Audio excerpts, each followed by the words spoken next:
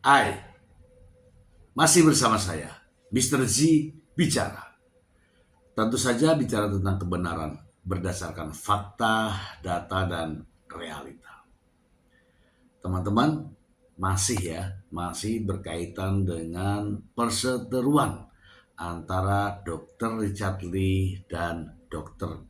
Detektif. Ini menarik ya teman-teman ya, ketika di sebuah media sosial, Doktif mengatakan bahwa saya akan berdamai kalau uang masyarakat dikembalikan, katanya.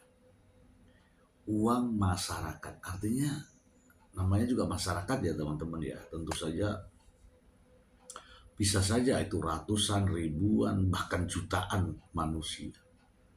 Ini uang masyarakat yang mana gitu loh. Ya kan? Simple sebenarnya. Tetapi ini uh, disuarakan oleh seorang dokter detektif. Uang masyarakat yang mana gitu. Tetapi ya terlepas dari itu semua, persoalan hukum biarlah tetap berjalan.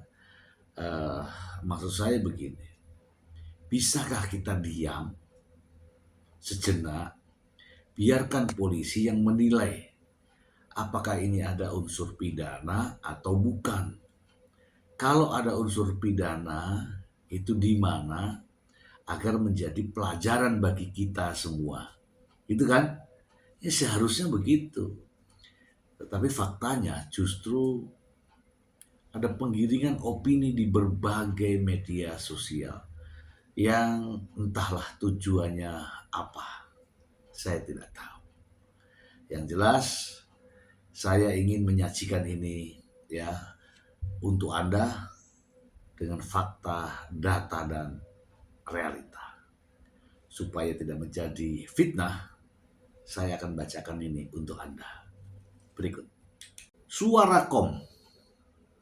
Doktif pasang syarat damai dengan Richard Lee. Kembalikan uang ratusan miliar ke masyarakat. Oke, kita bacakan saja ya. Suarakom.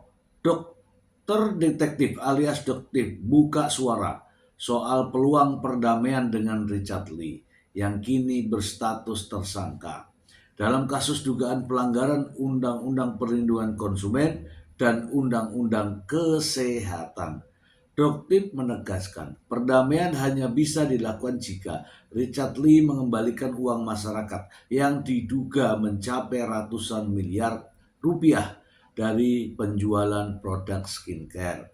Kembalikan ratusan miliar uang masyarakat yang sudah kamu ambil. Itu syarat damai, ujar Doktif. Doktif juga tegas menolak segala bentuk tawaran uang damai untuk dirinya pribadi, termasuk uang nominal 5 miliar yang disebut-sebut pernah ditawarkan.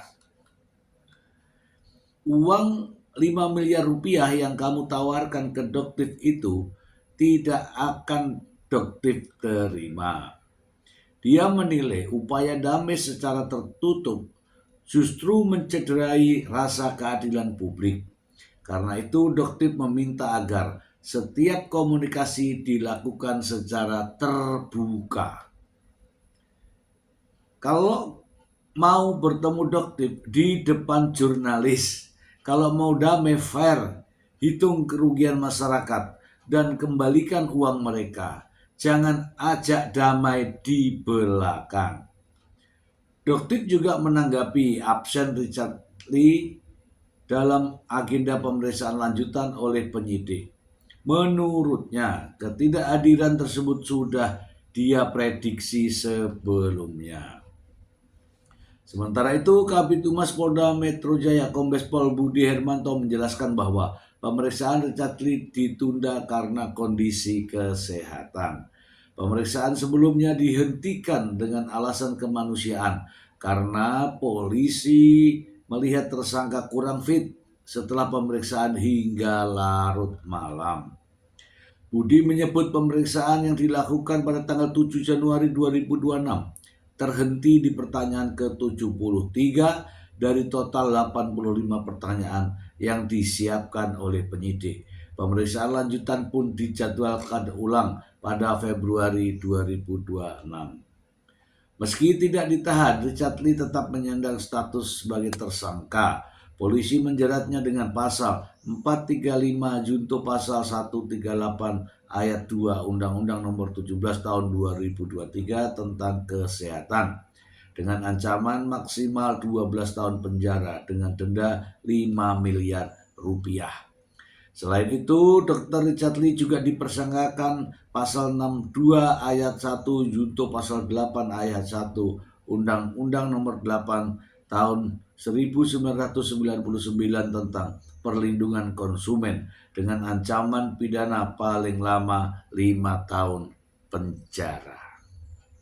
Oke lah, kita ulas ya teman-teman. Kita ulas. Ya. Kalau saya melihat kasus ini, ya tentunya kita tidak boleh lupakan ya namanya skema huru-hara sebelumnya. Tidak terlepas dari itu. Jadi teman-teman, sebelum persoalan ini memang keduanya sudah menjadikan hal ini sebagai huru-hara. Dan kita tahu semua ya apa yang dijadikan permasalahan.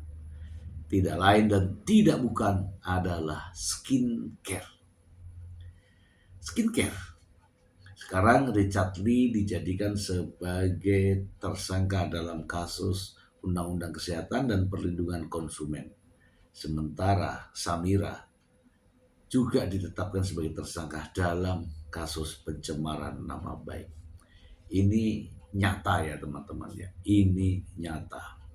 Kenapa? Karena saya yakin dan percaya Dr. Samira atau Doktif ini akan terus melakukan dengan cara-cara seperti ini. Dengan mencemparkan nama baik, kemudian mengulik atau mereview produk orang lain, kemudian menjatuhkannya. Kemudian kalau tidak selesai, menggunakan fasilitas hukum yang ada, menggunakan instrumen hukum yang ada. Itu saya pastikan pasti menggunakan instrumen hukum untuk menindaklanjuti permasalahan ini. Jadi penyidik sebenarnya juga sudah paham ya ada apa di balik ini semua. Oke, kita simak pernyataan berikut ini. Udah putih rekan-rekan. Yang pertama kami akan mengupdate tentang penanganan perkara di mana tersangka DRL. Dari pemeriksaan tanggal 7 Januari 2026, pemeriksaan di-cut dengan alasan kemanusiaan, kondisi tersangka juga dalam kondisi kurang fit setelah pemeriksaan sampai dengan larut, sehingga ada kesepakatan untuk memenuhi pemeriksaan lanjutan di hari Senin 19 Januari 2026, itu tepatnya pada hari ini. Tapi kondisi tersangka DRL juga dalam kondisi yang sakit. Pihak pengacara sudah mengirim surat kepada penyidik pada hari ini untuk diagendakan pada 4 Februari 2026, sehingga pemeriksaan lanjutan hari ini ditunda atas permintaan tersangka. Nanti kami akan update pada rekan-rekan kembali apakah dalam perjalanan waktu menjelang 4 Februari mungkin ada update dari terlapor bisa dalam kondisi yang fit. Mari kita sama-samakan yang bersangkutan juga agar diberikan kesembuhannya. Dia membuat konten pamer Rolls Royce-nya dia 20 miliar. Pada saat dia membayar pajak mendaftarkan di tanggal 10 November 2025, harga yang dia tulis di situ adalah 8 miliar. Ya. Jadi yang dia ngomongkan di media 20 miliar itu adalah kebohongan. Atau memang 20 miliar tapi dia rubah harganya untuk mengurangi pajak yang dia bayarkan. Jadi di sini dokter akan bongkar semua kebohongan DRL ya, agar masyarakat tahu siapa dia sebenarnya. Doktif ingetin nanti untuk tanggal 19 jangan gunakan peci atau menggunakan kedok agama. Ya, jangan gunakan peci hanya untuk mendapatkan simpati masyarakat Muslim Indonesia. Karena Doktif tahu sebenarnya DRL tidak pernah menjadi seorang Muslim. Ya teman-teman ya, nampaknya ya dari Doktif ini selalu mengatakan bahwa ini untuk masyarakat, ini untuk masyarakat, tetapi bingung juga masyarakat yang mana. Kemudian narasi-narasi yang dibangun juga oleh Doktif juga sudah melebar kemana-mana. Ada terkait dengan pajak mobil, sudah sunat apa belum, termasuk mempertanyakan tentang mu'alaf dan sebagainya. Makin kemana-mana dan semakin bias ya teman-teman ya. Sebenarnya ini persoalan pribadi atau persoalan masyarakat gitu ya. Saya bingung ya, saya bingung.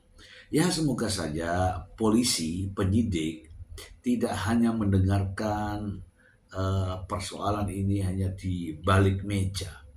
Ya harus mendengarkan semua bagaimana sebenarnya si dokter detektif ini memframing sedemikian rupa di luar sana. Ya terutama di berbagai media sosial. Ini suaranya sudah kemana-mana. Saya pribadi saja mendengarnya.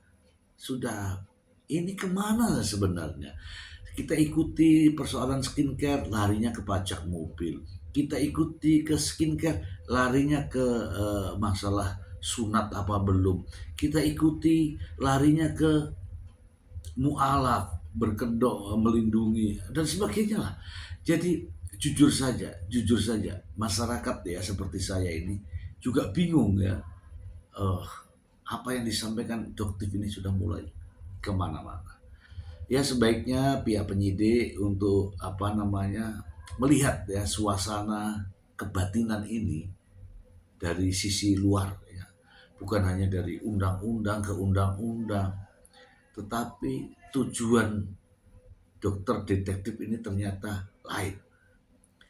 Entah tujuannya apa, teman-teman semua yang tahu. Ya kan? Teman-teman semua yang tahu.